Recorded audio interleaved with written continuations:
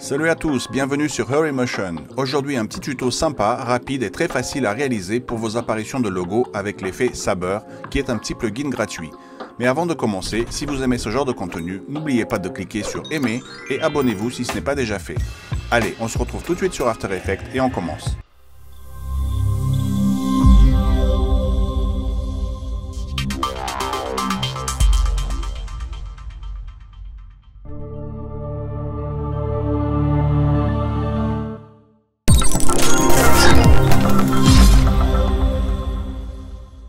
Ok, donc on est devant After Effects, on commence par créer une nouvelle composition, on va la renommer en apparition logo. On va prendre des paramètres HD de 1920 pixels par 1080, une cadence de 25 images par seconde, 5 secondes de durée, on clique sur OK. On importe tout de suite un logo PNG, vous importez ce que vous voulez, vous le placez, moi je vais juste le réduire un petit peu, peut-être le mettre à 80%, c'est très bien. Et vous le précomposez, clic droit, précomposer. Renommez-le en logo. Et vous faites OK. En sélectionnant votre logo ici, vous allez dans Calque, Tracé automatique. La petite fenêtre Tracé automatique s'ouvre, vous laissez en image actuelle et vous touchez rien ici, vous faites OK. Automatiquement, si j'appuie sur mon tracé, vous pouvez voir que le tracé de mon PNG a été créé. Vous éteignez votre logo pour l'instant, vous n'en avez pas besoin. Ici, on va le renommer tout de suite en Saber, puisqu'on va lui appliquer un effet qui s'appelle Saber. C'est un petit plugin qui est gratuit. Je vais vous mettre le lien dans la description. Ça fait partie de chez Vidéo Copilot. Une fois que vous avez ouvert votre Saber, Customize Core ici, vous le passez le type en Layer Mask. Et là, vous avez déjà votre effet qui s'est appliqué à votre tracé. On va sélectionner dans les presets le répliquant pour lui créer cette forme énergétique. On va passer sa couleur, pour ma part du moins, je la mets en rouge puisque Coca-Cola c'est rouge, et je vais baisser à 0.17 peut-être le core size. Donc on se retrouve maintenant avec cet effet là. On va commencer tout de suite par l'animer. On se met donc au début de la timeline, on démarre, on met une image clé à Start Size, on la met à 0%. Arrivé à 1 seconde et peut-être 15 images, n'hésitez pas à agrandir votre timeline ici pour pouvoir voir les images également. Donc 1 seconde et 15 images, je vais la passer à 200. J'appuie sur la touche U pour voir mes images clés. Alors, les images clés du masque, là, vous pouvez sélectionner tout le masque comme ça en maintenant la touche Shift et vous désélectionnez le chronomètre, on n'en a pas besoin. On retourne donc dans l'image clé de notre Saber qui est là. Donc j'ai dit 200% à 1 seconde et 15 images. On va se mettre maintenant à 3 secondes et on va recliquer ici pour recréer la même image clé. Donc comme ça, ça va la maintenir. Et en allant à 4 secondes et 15 images, on va la passer à 0%. Voilà. Donc ça, c'est notre première animation.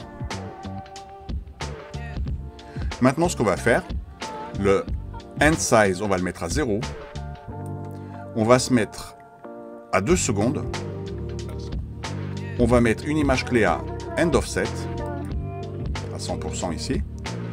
On va à 0, on le passe à 0% et arriver à 4 secondes 15,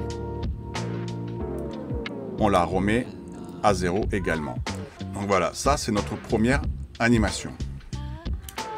Maintenant, ce que vous faites, vous allez en bas, vous déroulez le render setting, vous passez le mode compositing ici en add et le alpha mode, vous le mettez en mask core. Comme ça, il est en dessous de notre image. Vous pouvez refermer pour l'instant votre Saber. Maintenant, on va lui appliquer un effet de remplir. On va le passer en noir. On clique sur OK, on referme et on le passe devant Saber. On va maintenant réappliquer encore un effet Saber, un deuxième. Et on va lui faire la même chose, sauf que cette fois-ci, on va peut-être lui mettre un autre effet qui s'appelle Yellow Smoke. On le passe également dans le Customize Score en masque, ici. Et on va baisser son intensité peut-être à 40%. Alors ça dépend de votre logo. Vous pouvez peut-être aussi jouer un peu sur la taille de son corps. Je vais rester comme ça et je vais également le passer en rouge ou peut-être le mettre un tout petit peu plus clair. Après vous pouvez faire des variations. Mais je préfère rester en rouge vu que Coca-Cola ça reste rouge. On va rester comme ça. OK. Et on refait exactement la même chose. On va se mettre en Start Size, 0%. On va mettre OK, une clé. On appuie sur la touche U. On va se mettre à 1 seconde 15. On va mettre à 200%. À 3 secondes, on va se remettre ici. On va lui rajouter une image clé. La même. À 4,15, on va la passer à 0%. On va se mettre à 2 secondes. Le End Size, on va le mettre à 0. On met une image clé à End Offset. On se met au début. On le passe à 0%. Et à la fin, à 4,15, on va le repasser également à 0%.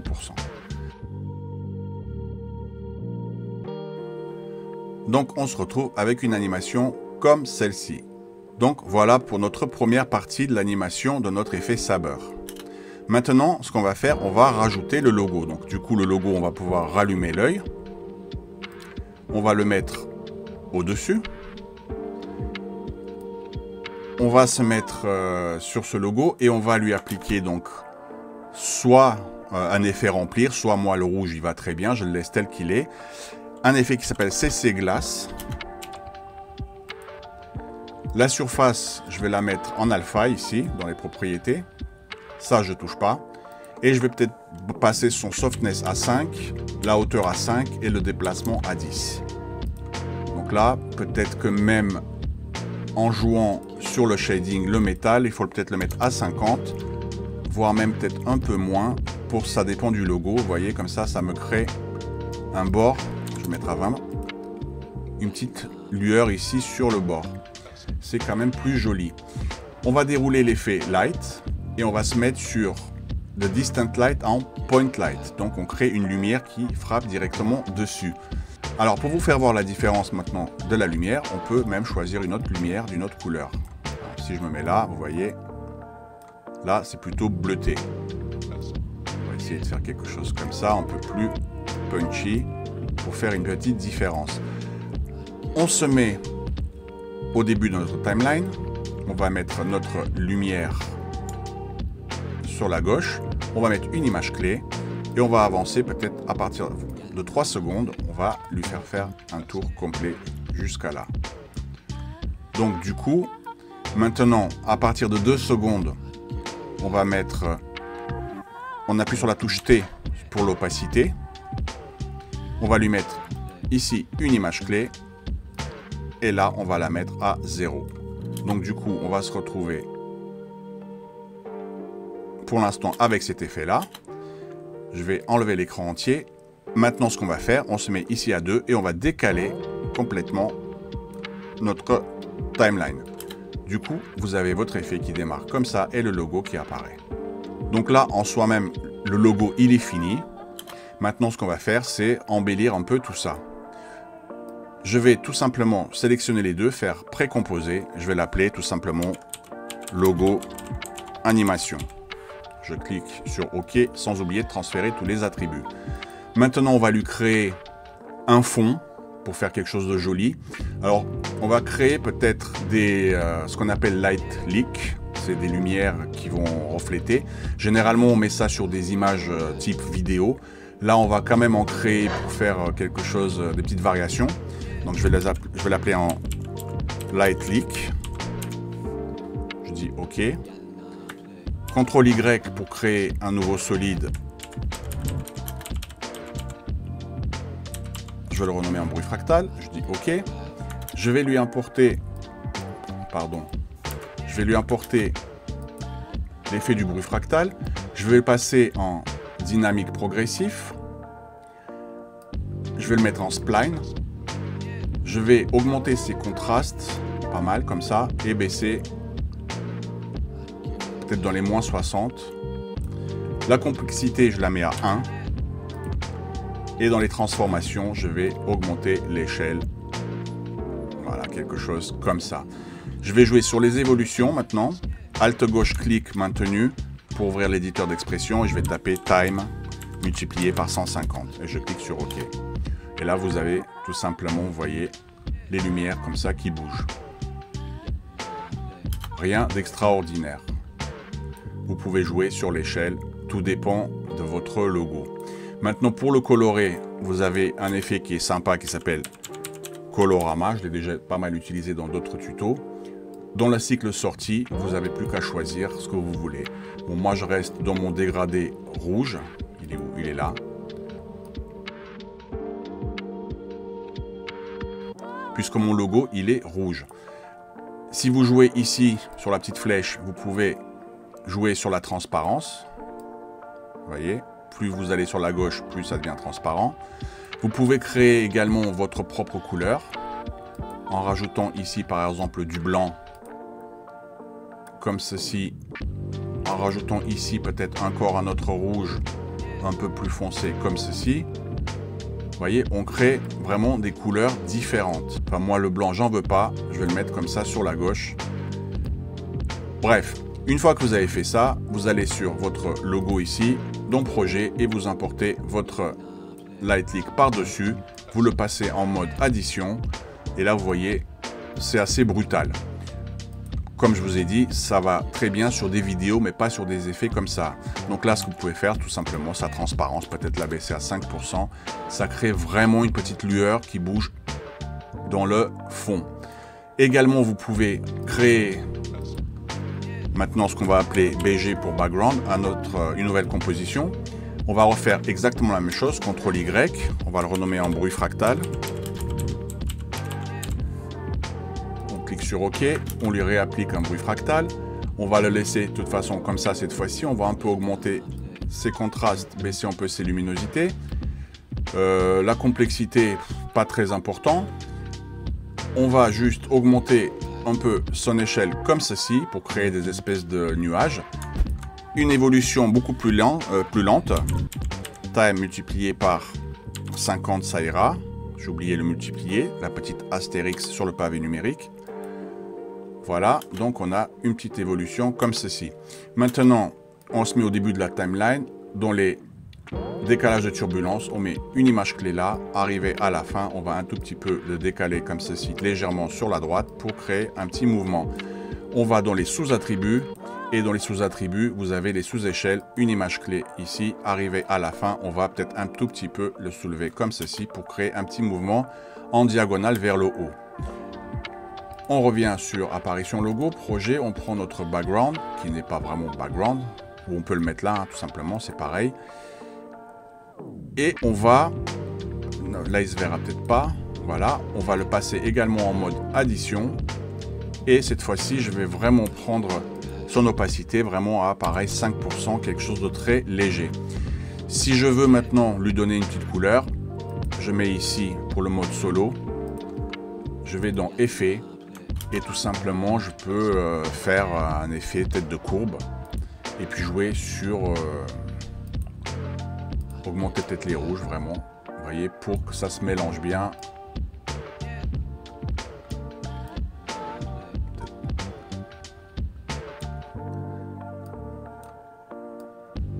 Peut-être baisser un peu comme ça. Faire quelque chose d'assez ténébreux, on va dire. Voilà. On va rallumer ça, vous voyez, donc ça me crée déjà un petit fond sympa. Maintenant, il ne reste plus qu'à faire des petites améliorations. CTRL Y, on va créer peut-être une vignette. Double-clic dans l'outil cercle.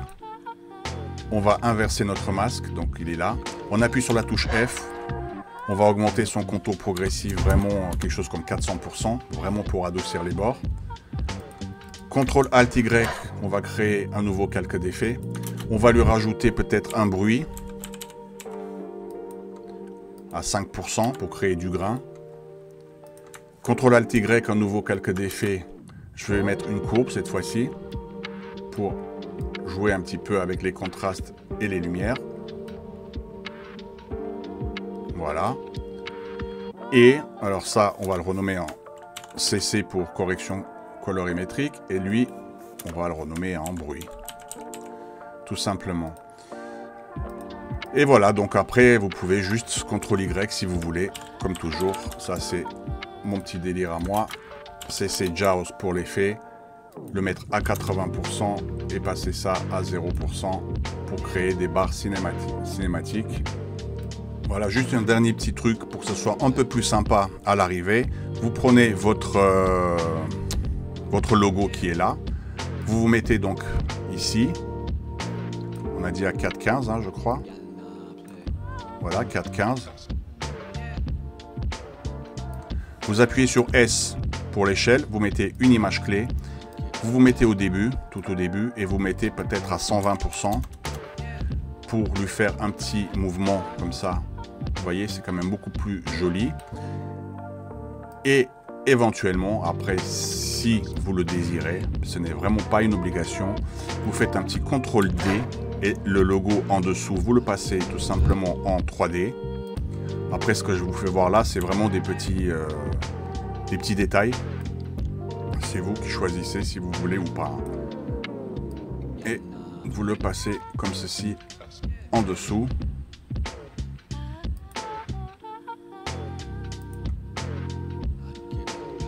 Pourquoi il apparaît pas?